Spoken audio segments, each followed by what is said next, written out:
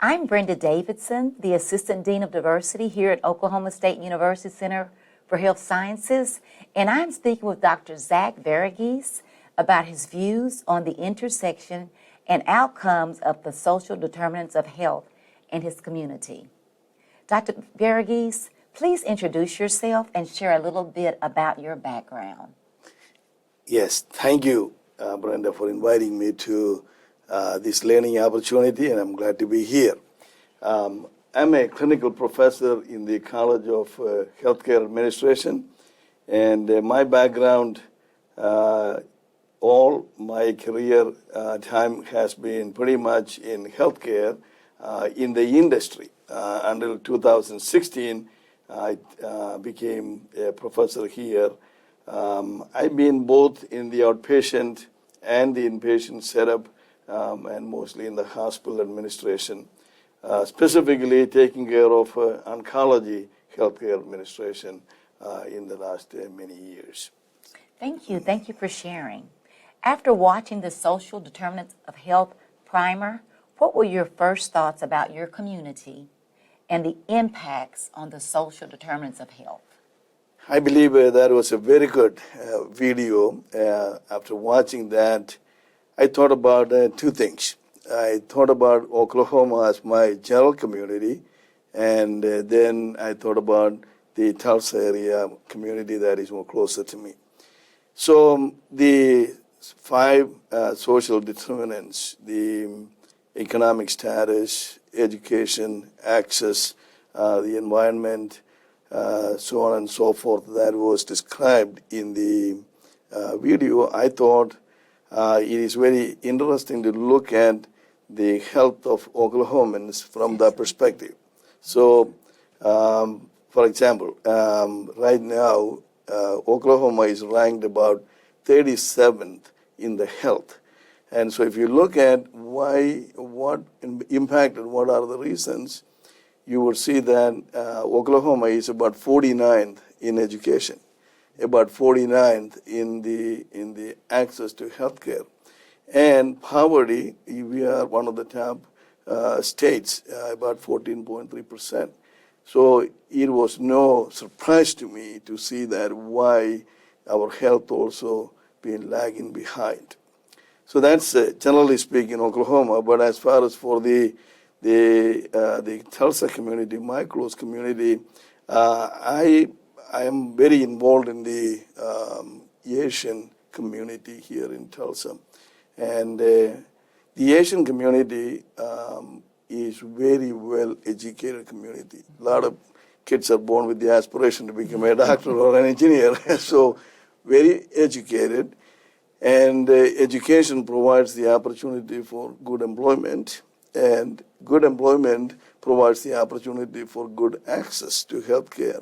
So these social determinants, although have impacted this community, it is positively impacted because of the culture of this community and how they have these 3-4 areas in their control.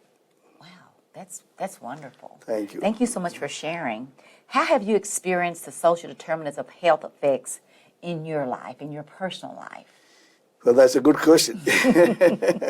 I was very blessed to be born in a family which was very conscientious about health. My father was a school principal, so from very beginning on, education was emphasized. So, I've been able to secure many of the higher degrees, including PhD in business administration and many other degrees. So education has helped me again to secure a good job.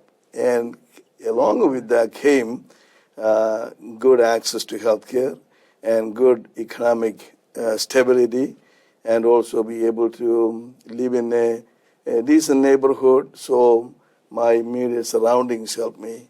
So I think education is the key in here. Education made that domino effect in having a good health. And that's for my personal life. You also asked about the family and the friends. Yes. The family is the same way. I have three brothers and a sister. They are all well educated and economically well set. And my oldest brother is 84 years old and doing very good health-wise. And all of us are by the grace of God. So I can say that these health determinants, a lot of them are affected by how you start your education and how you move in that sphere, because education provides a lot of opportunities. Thank you. That is just amazing. Thank you. Your story and your background. How have you and or your community worked to address the social determinants of health? Another very good question. I have been very involved in the community, providing leadership in a lot of these areas. For example, we've been focusing to secondary education. Students, once they graduate from high school, even when they are in the high school, I get involved in helping them to coach them and counsel them and direct them to what might be their best way of education. And along with that, we also look at what are the funds available and how, if they are financially limited, how can we help them. A lot of that help comes through our church. We help them financially, and also if they don't have accommodation, we try to find accommodation for them. So the church has been very much involved in assisting the students and others who need to get the education.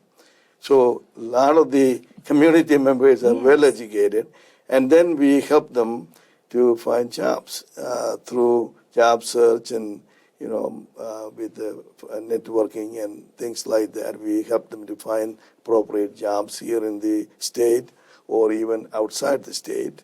And then, of course, jobs give them good stability and good access to health. Wow, that's amazing. And you've actually answered both of the questions I wanted to ask you simultaneously, but a little bit more as far as in a larger community within the United States. What do you feel should be most important about social determinants of health overall in the country? Because I know we talked about our state as far as Oklahoma, and you shared how you work in your community. What about the entire United States? Yeah, I think, Brenda, you have been in the medical field for many years, and so am I.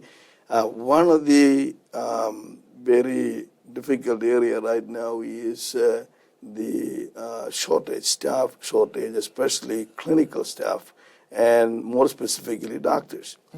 So as you know, I have done some work in that area to enhance the availability of medical help in our communities, especially in the rural communities, through OSU's medical program, giving the residencies and the fellowship programs we started. So I think that was a good model, and I would highly encourage that universities and organizations like that get involved in bringing more clinical help into the country. So I was thinking about that in another step. We right now, the DO program or the MD program is very good, and we are doing very good in all those, and even our rural programs. But if you really look at it, you don't need an MD or a DO to diagnose a strep throat and prescribe an antibiotic. And there are a lot of those conditions that can be taken care of by someone less than a DO or MD. So I've been thinking about how about we change the policies and accommodate undergraduate degree in medicine. And so we will be able to graduate many of them and bring many of them and be able to mitigate the shortage in the clinical staffing. The other area I'm thinking about is probably a social medicine, like universal medicine, so everybody will have access. So that's what I'm thinking in some of the areas as to how we can in the United States. But I go back again to the education. Education is the key. So how can we bring the education into areas, especially rural areas and the not so fortunate communities. How can we help them get educated, help them moving in that direction? So finally, we can eliminate poverty and increase household income, and that will put them into a good place for great access to care. Wonderful. Yeah. When I think about hope and how we can, look into the future, what gives you hope? What gives you hope about enhancing health care in the community? Well, I think what you're doing is an example of what gives me hope, because awareness brings action. And that's what you are doing. You are helping the medical students aware of what is happening and how we can improve. So that is one area I believe definitely gives me hope, that more and more awareness education, and a lot of it can be done through organizations like charitable organizations and churches and so on and so forth. The second area that gives me hope is I hear about CSR, corporate social responsibility, a lot these days. Companies are not only interested in making profit, but they also want to give something back to the community. Yes. So how can educational organizations and those businesses get together and be able to design programs that would help these? Another thing that gives me hope is the expansion of the telemedicine. So that is definitely a plus. Then, of course, models like the CVS model for rapid processing, and people can walk in and get the care, so they don't have to go to the ER and they spend too much time and money there. So those kind of developments of businesses like Walmart and CVS and all that starting medical help in areas, and these companies have made tremendous changes in the community positively. And if they can also embark on this, I think there will be hope of medical help through them. Another opportunity for help is the AI technology, artificial intelligence. A lot of things we struggle now. I believe that will be a tremendous help. So technology and what the corporate business entities are doing, along with the medical education and awareness, I think that is definitely something that I'm hoping will get better and eliminate these problems we have, and be able to manage the best asset of our life, that is health. So I would like to say that taking care of these things will be creating a more healthier America. Wow, wonderful. Hope. Amazing. Yes. Dr. Varughese, thank you so much. So much enjoyed visiting with you, and thank you for your insight. I appreciate it, and thank you so much, Brenda. Thank you. You're welcome.